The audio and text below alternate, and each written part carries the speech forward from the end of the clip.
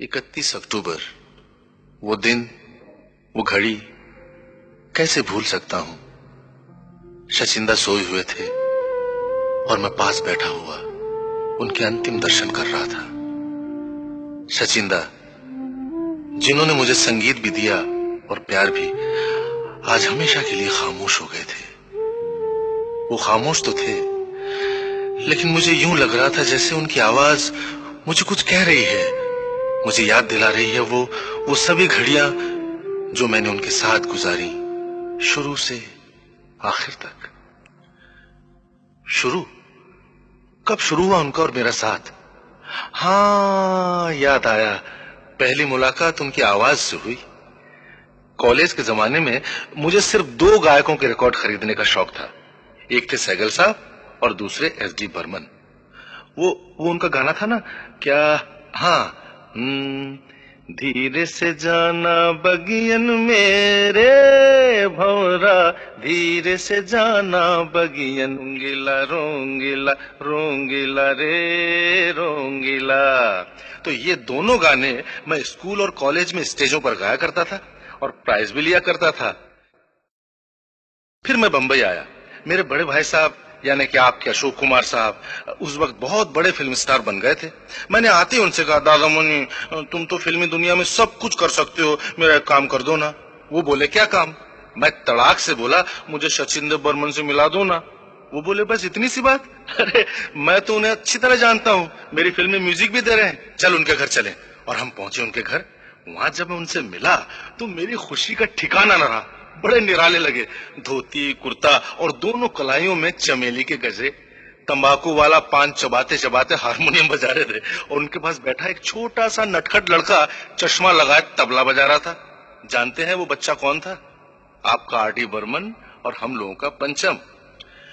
कुछ देर बाद दादा मुनि ने सचिंदा को बताया कि जो मेरा भाई है ना, ये भी थोड़ा थोड़ा गा लेता है। वो बोले, तुम्हारा भाई? क्या नाम है तुम्हारा? मैं बोला, मेरा नाम किशोर। ओ किशोर, जरा गाओ तो मैंने उनका वही गाना गाया जो उस वक्त बहुत पॉपुलर था बंगाली में। गाना था, कौन नगरिया जावो रे बंसी वाले, कौन नगरिया जावो, हाँ हाँ, कौन नगरिया जाओ। तो वो तो हंसते हंसते बोले, वंडरफुल ये तो हमारा कॉपी करता। अरे दादा मुनि, एका आवाज बहुत अच्छा है, खूब भालो गान करे, আমি ওকে निश्चय चांस देबो। बस फिर क्या था, मैं सोच भी नहीं सकता था कि सचिंदा मुझे गाना गवाएंगे। मैं तो फूल कर कुप्पा हो गया। पहली बार सचिंदा ने मुझसे गवाया फिल्म 8 दिन में। पूरा गाना नहीं था, 2-3 लाइनें थी। वो गाना था, अरे बाका सिपहिया बाका सिपहिया बाका सिपहिया घर जई हो, घर जई हो। पहला पूरा गाना उनके लिए मैंने फिल्म बाहर में गाया। वो गाना था, कसूर आपका हुजूर आपका, मेरा नाम लीजिए न मेरे बाप का। मगर ये गाना बंबई में मैं नहीं गाया, मद्रास में गाया। वहां उन्होंने मुझे अपने ही कमरे में ठहराया और तब मुझे मालूम हुआ कि संगीत ही उनका जीवन था। उठते बैठते चलते फिरते हर बात संगीत की होती, हर काम सुरीला होता। शचिंदा मुझे बार बार समझाते कि देख किशोर, यूं गा, ऐसा गा और फील करके गा, एक्सप्रेशन के साथ। ज्यादा मुर्किया तान मारने से कुछ नहीं होता, सीधा गाएगा तो गाना पब्लिक को अच्छा लगेगा, समझा ना। फिर मेरे जीवन में वो दौर शुरू हुआ जिसका संबंध न सिर्फ शचिंदा से था बल्कि देव आनंद की अदाकारी से भी। देव के लिए सचिंदा ने सबसे पहले मुझे गाना गवाया फिल्म बाजी में। वो गाना था, तेरे तीरों में छुपे प्यार के तराने हैं, तेरे तीरों में छुपे प्यार के तराने हैं, नैया पुरानी है तूफान भी पुराने हैं, डंडर डंडर डंडर डंडर डंडर डंडन डंडन डंडा। और फिर आई फंटूश। फंटूश में एक बहुत दुख भरा गाना था। सब कहने लगे, ये नया लड़का किशोर ये गाना गा नहीं सकेगा। सचिंदा अड़ गए कि गाना किशोरी गाएगा, मैं उसी से गवाऊंगा। बस फिर क्या था, मैंने गाया और उस गीत से सचिंदा मेरे जीवन का एक हिस्सा बन गए। उस गीत से उनमें और मुझ में वो नाता जुड़ा जिसे न दूरी तोड़ पाई है न मौत। अब मैं आपको सचिंदा की कुछ ऐसी तस्वीरें दिखाऊं जो आपने पहले कभी नहीं देखी। ये वो तस्वीरें हैं जो मेरे दिल में बसी रहती हैं और आज मैं उन्हें शब्दों में ढालकर आपके सामने पेश कर रहा हूं। पहली तस्वीर है सचिंदा की तबीयत के बचपने की। जी हाँ, इतनी बड़ी उम्र होते हुए भी दिल उनका बिल्कुल बच्चों जैसा था। नई धुन में वो उसी तरह खो जाते थे जैसे बच्चा नए खिलौनों में उलझकर सब कुछ भूल जाता है। नई धुन की लगन में उन्हें न समय का ख्याल रहता न आराम का। कभी कभी सुबह सवेरे 6 बजे वो अपनी गाड़ी चलाकर मेरे घर आ जाते और हॉर्न बजा बजा कर मुझे जगाते और नीचे बुलाते।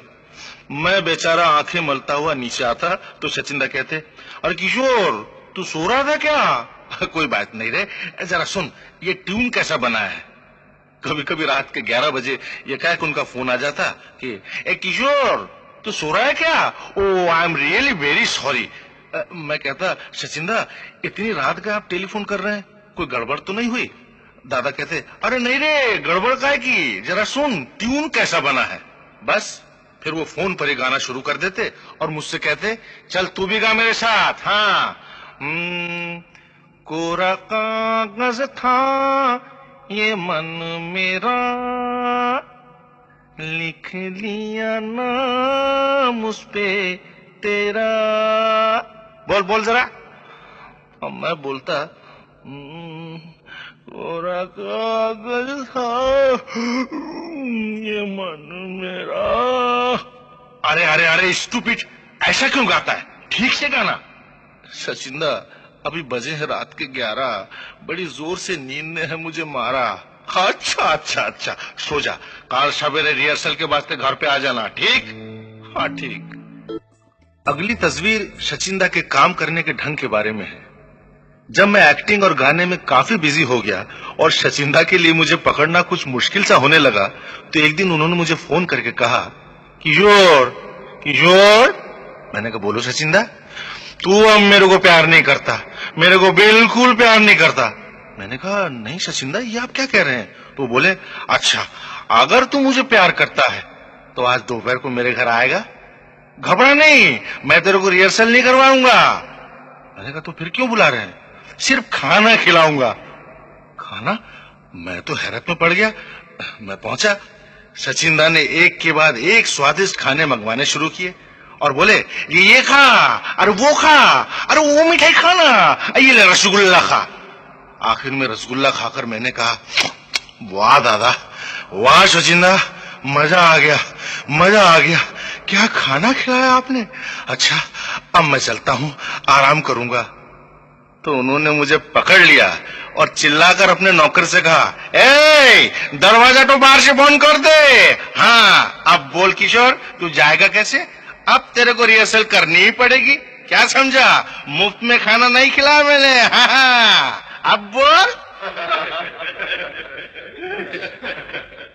एक आदत उनकी ये भी थी कि कई बार वो जो बात कहते उसका बिल्कुल उल्टा एक्सप्रेशन उनके चेहरे पर होता। मुझे याद है एक बार मुनीम जी का गाना रिकॉर्ड हो रहा था। फाइनल रिहर्सल हुआ तो सचिंदा गुस्से से उठकर खड़े हो गए और चिल्लाए, स्टॉप दिस रिहर्सल, बंद करो। और उठकर मेरी तरफ लपके। मैंने सोचा न जाने क्या गड़बड़ हो गई मुझसे, मगर सचिंदा ने मेरे करीब आकर गुस्से ही गुस्से में जानते हैं क्या कहा? बोले, किशोर अगर ऐसा ही गाएगा तो मेरा गाना जरूर हिट होगा। वंडरफुल। और एक बात बताऊं सचिंदा के बारे में, जो गायक उनके गीत गाते थे उन गायकों को और उनके गलों को वो अपने बच्चे की तरह ट्रीट करते थे। गाना टेक करते हुए अगर किसी गायक को कोई सुर मुश्किल लगता तो सचिंदा उसको फौरन आसान कर देते।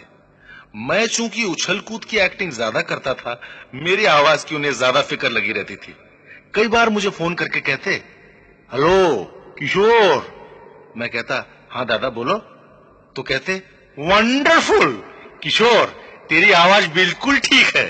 ये कहकर खड़क से फोन रख देते। एक जमाना ऐसा आया जब मुझे इनकम टैक्स भरने के लिए बहुत सारे स्टेज प्रोग्राम करने पड़े। तब सचिंदा की परेशानी और बढ़ गई। स्टेज पर उछलते कूदते आवाज थक रही थी मेरी और ठेस लग रही थी उनके दिल को।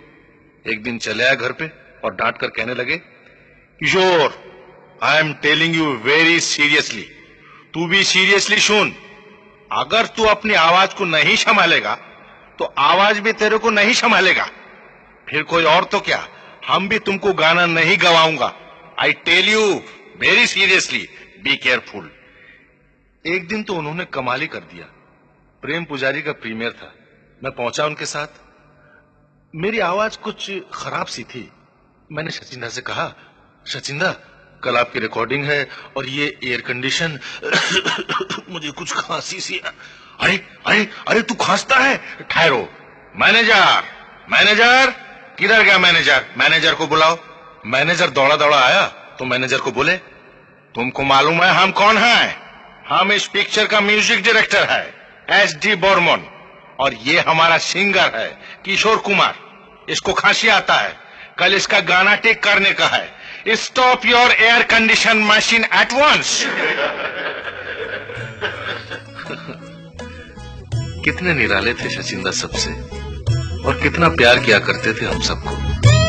कभी कभी तो ये होता कि वो अगर अपनी कार में कहीं जा रहे हों और सामने से मैं दिख गया तो जोर से चिल्लाकर दोनों गाड़ियां रास्ते के बीच रुकवाते और वहीं रिहर्सल शुरू कर देते। दोनों तरफ गाड़ियों की लाइनें लग जाती, हॉर्न का शोर होता, ड्राइवरों की चिल्ला चिल्ली होती, मगर सचिंदा रास्ता नहीं छोड़ते, अपनी ही धुन में मगन रहते। एक बार इसी तरह राह चलते हुए सचिंदा से भेंट हो गई। बोले, किशोर किशोर चल उतर अपनी गाड़ी से और मेरी गाड़ी में बैठ। मैंने कहा, सचिंदा मुझे किसी की रिहर्सल पर जाना है। मगर उन्होंने जिद की, बोले, चल चल आज मौसम कितना अच्छा है, देख कितने अच्छे बादल छाए हुए हैं, अपन थोड़ा घूम कर आते हैं। बस मैं उनकी गाड़ी में बैठा और वो मुझे ले गए, ज्यादा नहीं सिर्फ 50 मील दूर, कुछ हरे भरे खेतों के करीब आकर गाड़ी रोकी और बोले, आह किशोर, जब भी मैं खेत देखता हूं तो जी करता है कि मैं खेत में खूब दौड़ूं, चल तू भी दौड़ मेरे साथ। सचिंदा की आज्ञा को मैं तो टालने से रहा, बस मैं भी उनके पीछे पीछे खेतों में भागने लगा। भागते भागते उनको मूड आ गया, उन्होंने कहा, चल मेरे साथ गाना भी गा, मेरे साथ गाने का। मैंने कहा, सचिंदा कौन सा गाना? बोले, अरे वही, और डिंग लल्ला हो ये लल्ला डिंग लल्ला हाय लल्ला डिंग लल्ला हाय हाय हाय। अरे सचिंदा, अरे मैं थक गया। देखा आपने, सचिंदा का मन बिल्कुल बच्चों की तरह मासूम था और इसीलिए उनका संगीत भी बड़ा भोला सा, बड़ा कोमल सा हुआ करता था। बड़ी सोनी सोनी है जिंदगी ये जिंदगी, मैं खुद से हूँ यहाँ अजनबी अजनबी। जब मैंने सचिंदा का ये आखिरी गाना रिकॉर्ड किया तो रिकॉर्डिंग पर म्यूजिक डायरेक्शन करने हम सब के साथ स्टूडियो में नहीं थे, बल्कि अस्पताल में थे। वो गाना रिकॉर्ड हुआ और आपने सुना, लेकिन आपने वो कहानी नहीं सुनी जो इस गीत के सुरों में समाई हुई है। जब इस गाने की रिहर्सल हुई सचिंदा के घर, तो उनकी तबीयत जरा जरा खराब होना शुरू हो गई थी। मैं रिहर्सल करता रहा और दादा की आंखों में एक अजीब सा दुख नजर आने लगा।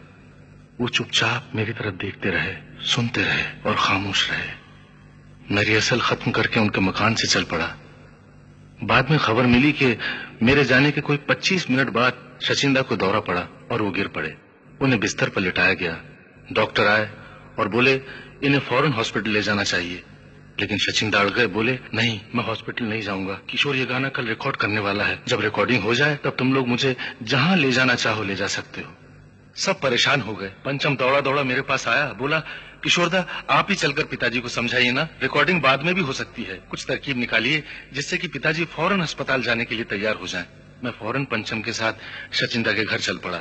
अपनी आवाज मैंने जानबूझकर खराब बनाई और उसी बैठी हुई आवाज में मैंने सचिंदा से कहा, दादा आप ही देखिए मेरी आवाज कितनी खराब है, ये रिकॉर्डिंग कुछ दिनों के लिए टाल दीजिए ना और हॉस्पिटल चले जाइए। इधर मेरी आवाज ठीक हो जाएगी, उधर आप हॉस्पिटल से लौट आएंगे और रिकॉर्डिंग हो जाएगी। सचिंदा बोले, देख किशोर, गाना अच्छा होना चाहिए रे, तेरी आवाज ठीक हो जाए तभी रिकॉर्डिंग करना, और अगर मैं रिकॉर्डिंग पर ना आ सका तो भी सोचना कि मैं तेरे सामने खड़ा हूँ और वैसे ही गाना जैसा मैं चाहता हूँ। सचिंदा हॉस्पिटल गए और जैसा कि उन्हें भी शक था रिकॉर्डिंग के समय वो आ न सके। वो तो नहीं थे, मगर उनका ख्याल दिल में था और लग रहा था जैसे वो खुद सामने खड़े हों और कह रहे हों, देख किशोर, गाना अच्छा होना चाहिए। हाँ, गाना रिकॉर्ड हुआ। गाने का टेप पंचम हॉस्पिटल ले गया और वहीं सचिंदा को सुनाया। सुनकर सचिंदा की आंखों से आंसू बह पड़े और वो चुपके से बोले, पंचम, मुझे मालूम था किशोर ऐसा ही गाएगा। पिछड़ गए सचिंदा, मगर ऐसा लगता है कि वो यहीं कहीं पास कोने में छुपे खड़े हैं और बस अभी सामने आएंगे, मुस्कुराएंगे और कहेंगे, किशोर, देख मैंने कैसी ट्यून बनाई है। पर नहीं, ये सिर्फ मेरा भ्रम है। सचिंदा अब कभी नहीं आएंगे। उनकी यादें, उनका संगीत तो हमेशा रहेगा, मगर उनसा प्यार कौन देगा मुझे। अब साथ न गुजरेंगे हम, लेकिन ये फिजा वादी की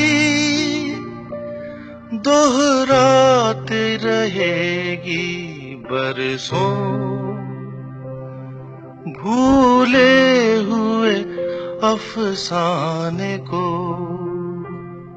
जीवन के सफर में राही मिलते हैं बिछड़ जाने को और दे जाते हैं यादें तन्हाई में तड़पाने को।